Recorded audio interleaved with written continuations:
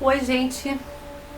Hoje eu tô aqui para falar de um livro que eu queria ler há muito tempo e acabou calhando de eu conseguir trocar no Scoob, e vou falar um pouquinho do assunto e do meu sentimento sobre esse livro e sobre essa pessoa que deixou tanto talento, tantas lembranças e uma marca aí na história do cinema e da televisão. É sobre ele, esse ator Robin Williams, que eu era muito fã, que a gente vai falar hoje.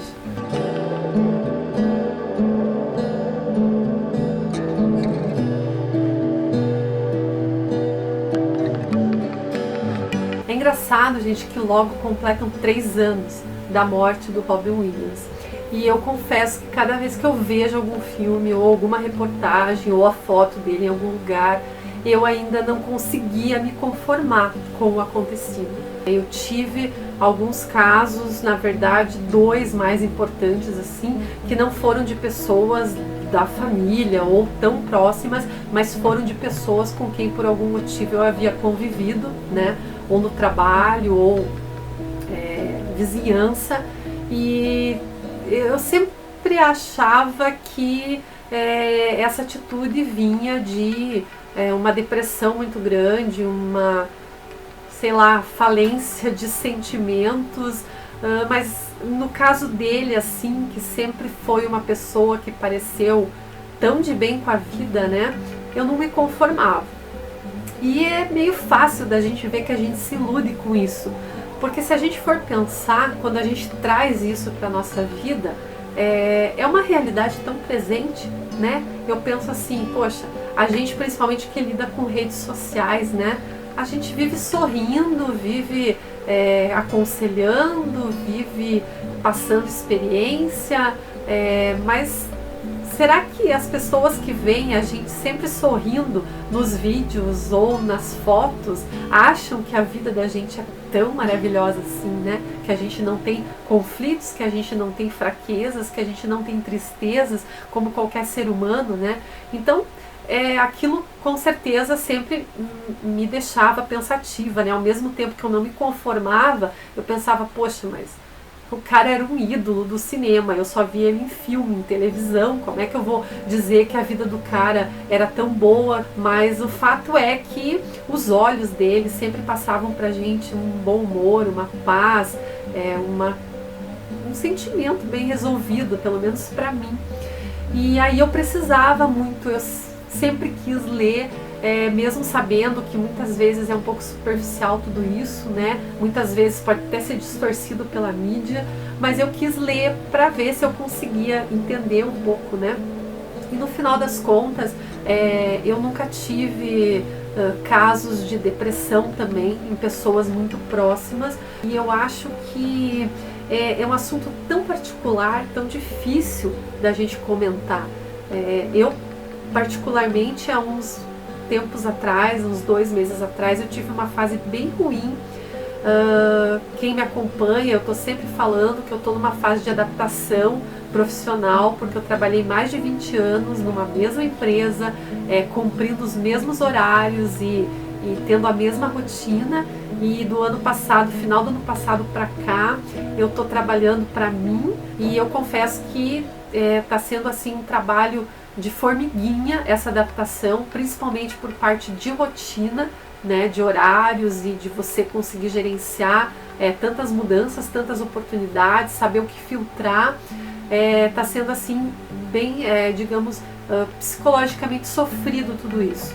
E aí há uns tempos atrás, semanas, acho que uns 2 meses atrás, eu confesso que eu fiquei assustada com algumas reações que eu tive. Procurei um especialista, um médico, e confesso que eu achei que eu estava com depressão, né? Mas depois de falar 40 minutos com ele, né, não era nem um psicólogo, eu fui direto para um psiquiatra. Falei com ele, inclusive é um psiquiatra que trata uma pessoa, né, do meu convívio, que é de confiança. Depois de ficar 40 minutos, 1 hora falando sem parar, ele falou que eu não precisava de remédio nenhum, o que eu precisava era me esforçar para conseguir gerenciar a minha rotina. Aí beleza, fiquei até feliz, né? Falei, ufa, só que eu tenho feito aí alguns exercícios, como por exemplo, se eu estou trabalhando em casa, eu acordo de manhã, troco de roupa como se estivesse indo trabalhar. Coisas assim do dia a dia que estão sendo importantes e estão resolvendo um pouco. Já estou me sentindo um pouco mais organizada, né? Mais pé no chão, vamos dizer assim. E aí, nesses dias aí, vamos dizer, obscuros que eu passei, eu não sei se é porque eu achei que eu estava com depressão, ou se eu estava mesmo, né?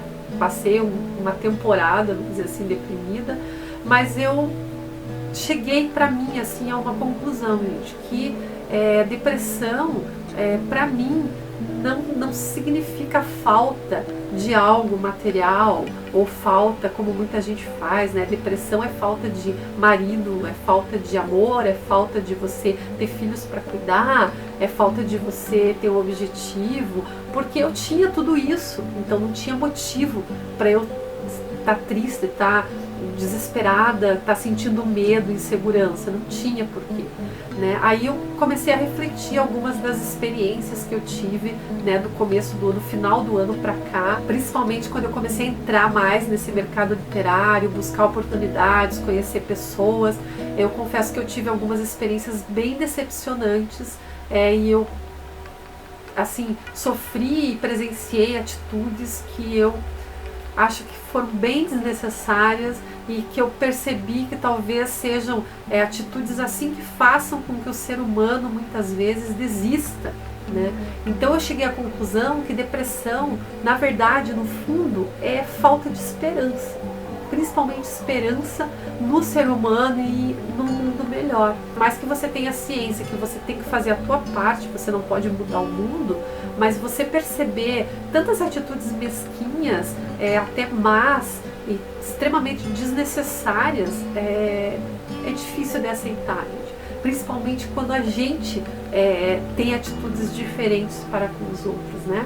E aí entra também aquele grande erro que a gente tem, né, de sempre esperar, né, em troca o que a gente dá, né, porque ninguém é Madre Teresa de Calcutá, a gente é humano, né, e a gente acaba criando sim expectativas, embora com o decorrer da vida a gente vá aprendendo, mas a gente sempre cria um pouquinho, né, e quando essas expectativas são esmagadas, assim, por às vezes uma atitude impensável, né, sem um mínimo de altruísmo, é decepcionante demais, gente.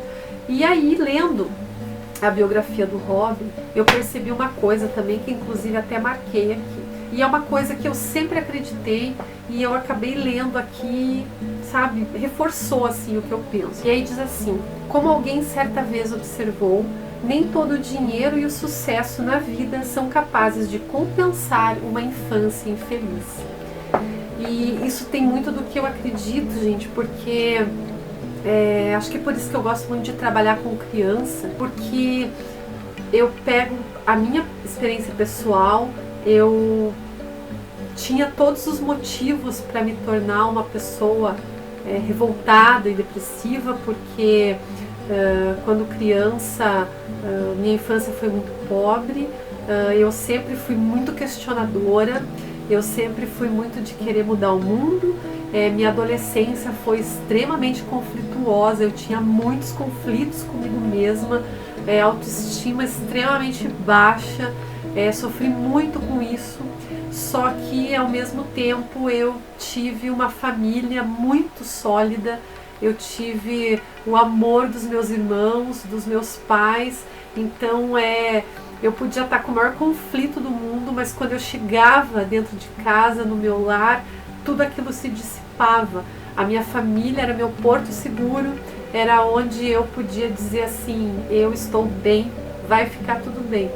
E pelo que eu entendi aqui, e como acontece com muitas pessoas, muitas crianças, com o Robin foi bem diferente. Ele teve uma infância bem conturbada, os pais eles eram por demais ausentes, ele não tinha irmãos, ele tinha meio-irmãos, não lembro se 2, mas não moravam com ele. Então basicamente a infância dele, além do bullying que ele sofria na escola, porque ele era um esquisitão, ele passava dentro de casa sozinho com os seus brinquedos, né?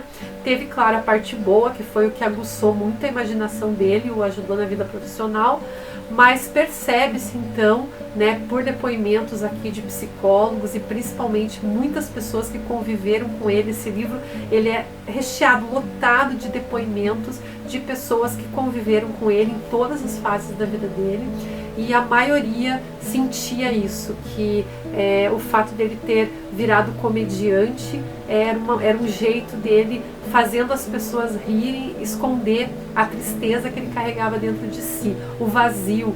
Tanto que tem uma passagem que conta que ele começou a contar piadas para chamar a atenção da mãe, né? Era o jeito que ele conseguia chamar a atenção da mãe e ver o sorriso dela e poder se sentir um pouco amado por ela.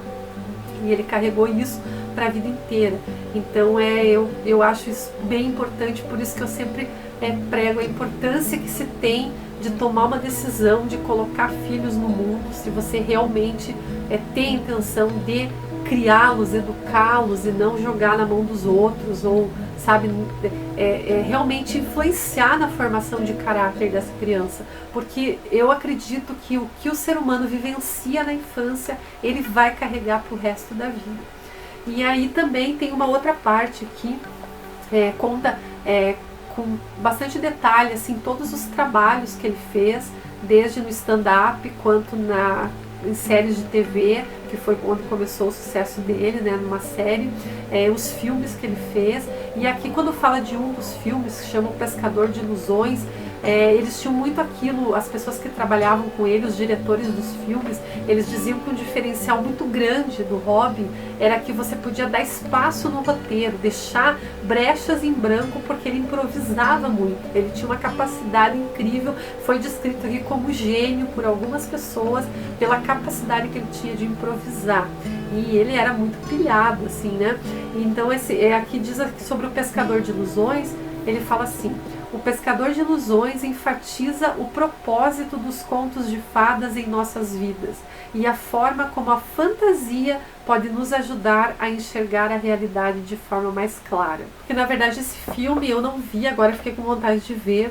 Ele fala sobre duas pessoas que se encontram e todas elas têm conflitos muito grandes e uma ajuda a outra a encontrar essa redenção, né? E uma delas é um escritor, então com as palavras ele consegue fazer essa mágica, assim. Achei isso muito interessante, porque também é uma coisa que eu acredito muito que acontece. E o que aconteceu com Robin Williams, pelo que eu entendi aqui, foi que ele tentou, né?